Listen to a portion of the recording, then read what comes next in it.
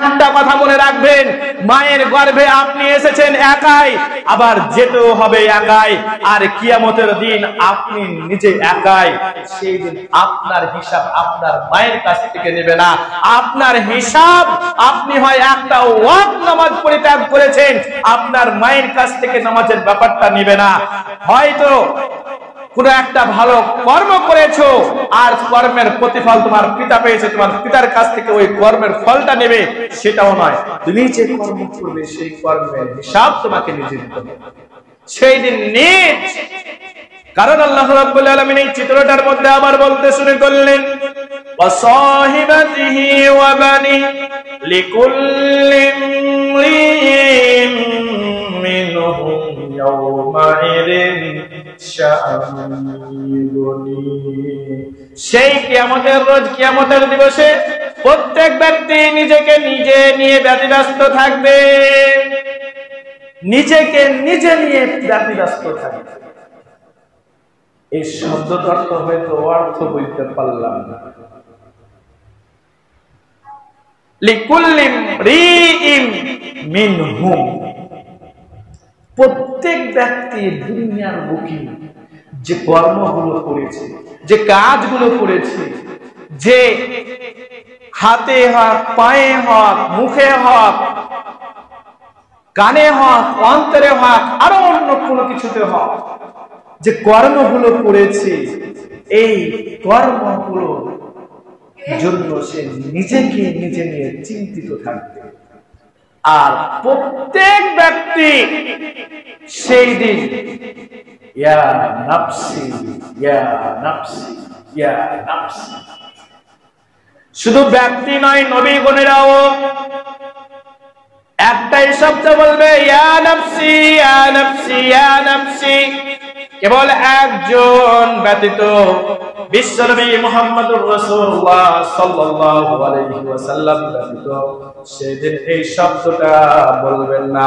শুধু একটাই আমার নবী, প্রিয় নবী মুহাম্মদুর রাসূলুল্লাহ সাল্লাল্লাহু আলাইহি ওয়াসাল্লাম কিয়ামতের রোজে একটাই শব্দ বলবে, ইয়া উম্মতি ইয়া উম্মতি ইয়া উম্মতি। আদম আলাইহিস সালাতু ওয়াস সালাম, সাফাতের হাদিস, সহিহ বুখারীর হাদিস, এই সম্পর্কে বলতে গিয়ে বলা হয়েছে, কিয়ামতের রোজ আল্লাহ রাব্বুল আলামিন পৃথিবীর বুকে হয়তো অনেকে কথা বলার সুযোগ পায়, কোন মিটিং এ, কোন একটা প্রতিষ্ঠানে, কোন একটা মঞ্চে হয়তো একজন যদি যোগ্য মানুষ হয় সেই দিন কথা বলতে পায়। যদি একটি শিক্ষিত হয় তাহলে সে কথা বলতে পায়।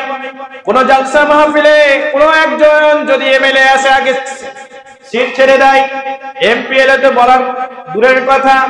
কিন্তু কাল কিয়ামতের মাঠে হযরত আদম আলাইহিস সালাম পর্যন্ত কথা বলার কোনো ক্ষমতা রাখবে না।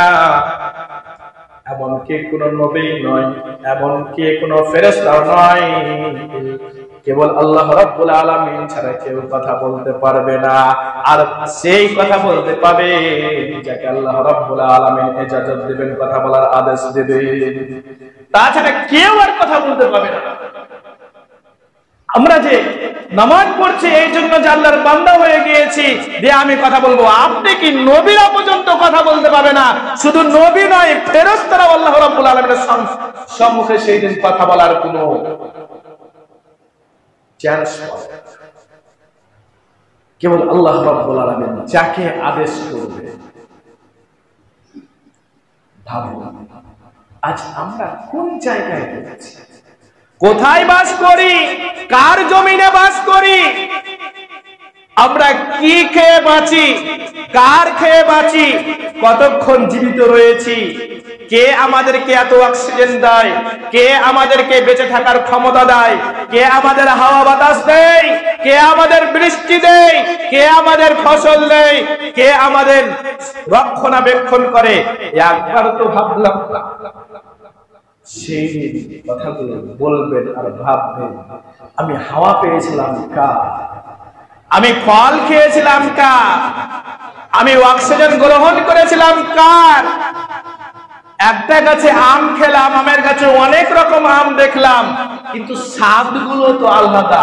ন্যাংরা আমের স্বাদ আলাদা, ফজলি আমের স্বাদ আলাদা। দিয়েছে কে? কৃষ্ণপতির স্বাদ আলাদা, আবার ফজলি আমের স্বাদ আলাদা। দিয়েছে কে? ফুল একই রকম গাছে ধরে, এর সুগন্ধি আর গ্রাম আলাদা আলাদা কেন? আপনি চিনি খাচ্ছেন, চিনি থেকে হয়তো অর্থাৎ কুসর, যেটা আমরা আখ অর্থাৎ কুসর যেটা বলছি, সেই কুসর থেকে চিনি করছে, এর স্বাদ আলাদা। আবার সেই কুসর থেকে গুড় করছে, এর স্বাদ আলাদা। সেই কথাগুলো বলছে এই জন্য বুঝতে আপনাদের সুবিধা হবে। এতগুলো নিয়ামত পাওয়ার পরে প্রত্যেকেই নিজেকে চিন্তিত করবে, হায় আল্লাহ, আজ আমার কি হবে? ইয়া নাফসি ইয়া নাফসি ইয়া নাফসি, আজ আমার কি থাকবে? সেই দিন আপনার কথা আর আপনার পিতা চিন্তা করবে না, আপনার মা আপনার জন্য আর চিন্তা করবে না, সেই দিন আপনার স্ত্রী আপনার কথা চিন্তা করবে না, সেই দিন আপনার সন্তান আপনার কথা চিন্তা করবে না, আপনার ভাই আপনার কথা চিন্তা করবে না। তারা প্রত্যেককে নিজেকে নিজে নিয়ে চিন্তিত থাকবে। অতএব ভাবুন, আপনি কোথায়?